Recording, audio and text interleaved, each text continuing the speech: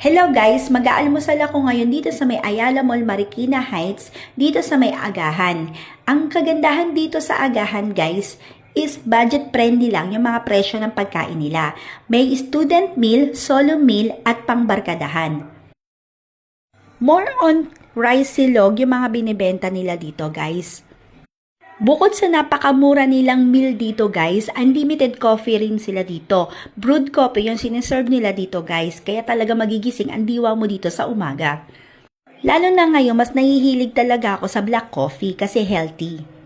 So yun guys, umorder ako ng kanilang top silog for only 99 pesos.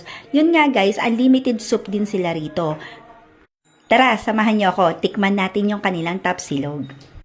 In fairness sa kanilang tapa, malambot yung tapa nila at talagang malasa, saktong-sakto yung timpla.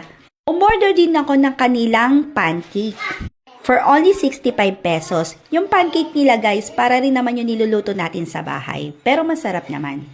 Doon naman sa kanilang unlimited soup guys, maasim talaga. Grabe, asim kilig.